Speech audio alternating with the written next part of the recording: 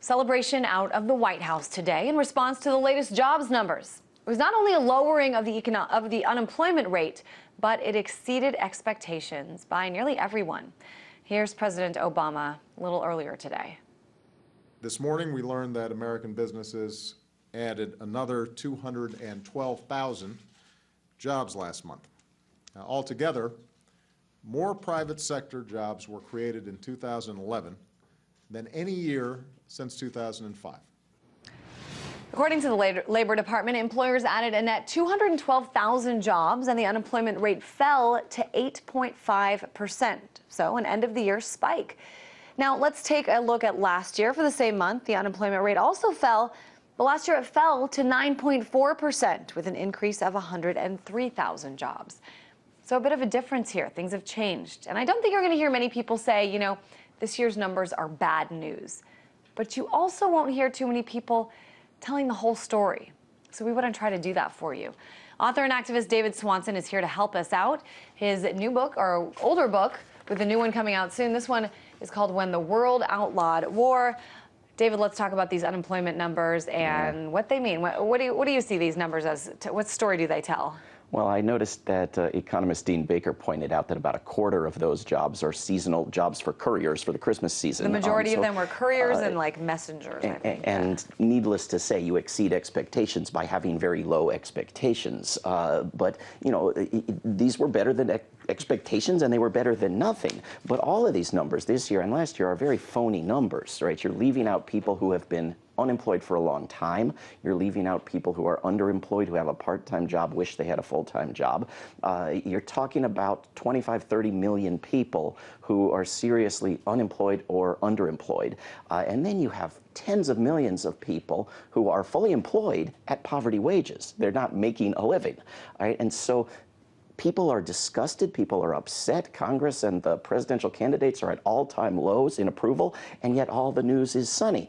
Why? Because the numbers are very phony, the numbers that they choose to use to measure these things. I think you forgot one group of people as well, David, and that's the people who have just kind of given up, have been looking for so long that they've stopped, and you know, that's a sad story as well.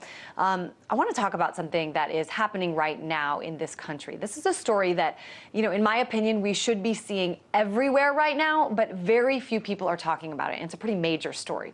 In Wichita, Kansas, Boeing will be shutting down its manufacturing plant there.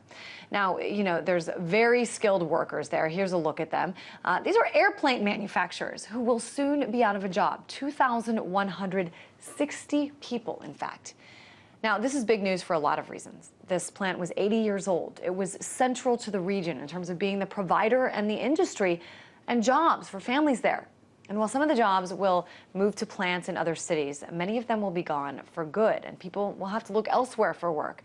And if you know anything about Wichita, there's not a lot of other places to look. So here's what the company says. In a statement, the company says, quote, "In this time of defense budget reductions as well as shifting consumer priorities, Boeing has decided to close its operations in Wichita to reduce costs, increase efficiencies, and drive competitiveness." Well, this is happening, but last year, the chairman and CEO of Boeing, Jim McNerney, got a little bit of a raise there, just about 1.5%, but that put him in the $19.7 million range, nearly $20 million in salary for one person, while more than 2,000 people who build airplanes lose their jobs.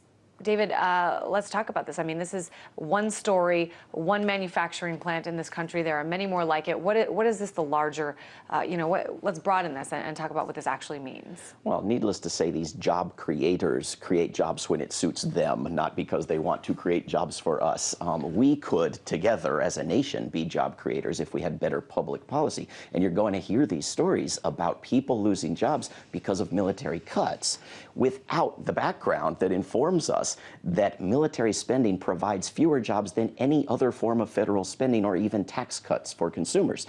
And so if we were to develop a program to convert, to retrain, to retool, to put our money into nonviolent jobs, into green energy, into transportation, we would have more jobs for these same bucks. And so in the grand scheme of things, that ought to be where we're moving. Instead, we're going to be seeing military cuts elsewhere.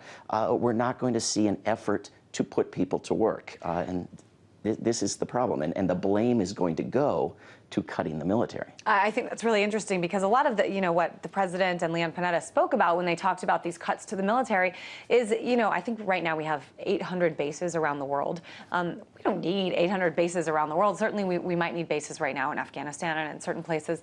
But some of them are just, the people that were stationed there. Those are the jobs that are being lost or whatever. And I hear so many people blaming it on the military cuts. They're not major cuts. I mean, that's affecting like the unemployment rate. Well, no, we're talking about over half of the federal discretionary budget going into the military. We're talking about a military budget that could be cut by 3/4 and still be the largest in the world. We're talking about roughly 4% cuts. We're talking about potentially bigger cuts getting us back to 2007 levels, right? This is what Leon Panetta, who 20 years ago wanted to do what I was talking about and convert a big chunk of it to nonviolent industries. He calls this Armageddon at this point. This is where he's moved to. But if you look at what he and the president laid out the other day in terms of the missions for our military, you had to get down to like item number 8 or 9 to protecting the homeland, as they now call our country, right? It was all about projecting power and bases and dominating the world and our interests, i.e. resources and space and cyberspace and counterterrorism and WMDs. You had to get way down the list to anything that resembled defense, and it's called the Defense Department. Much of that needs to be cut for many, many reasons aside from the economic gains. And the old Leon Panetta, as you said, would have agreed with you, but the new one, oh, how things change, once you become part of the administration. It's really interesting, David. We've been talking a lot about the campaign, covering the GOP candidates, and something that's, Mitt Romney won the Iowa caucuses. He's the presumed front runner. Maybe he did. Yeah, and there's questions about that too. But, we have been asking the question for the last few days, is America even ready for a multi-million-dollar, president? Somebody whose riches far exceed, the presidents Bush and certainly Obama. I mean, this is major, major money that we're talking about, more than $200 million that, belonged just to him and his wife. But, there's something interesting that I saw that I want to point out. This is a quote that I found, and this is from MIT professor Paul Osterman. He said, quote, "Think about who gets their picture on the cover of Fortune magazine. It used to be the ones that were admired because they treated their workers as family.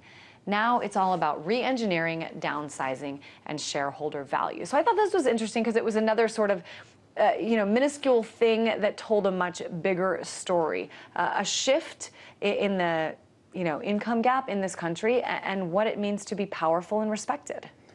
Well, there are those who remain willfully oblivious and those who celebrate it and think it's good, but we are seeing a dramatic shift in separation of wealth in this country. We have greater inequality than many other countries around the world and much less mobility, meaning both that those with the low-end jobs or lack thereof can't move up, and those at the very top never move down. So we have a class system. We have what this country was supposed to get away from 2¼ centuries ago.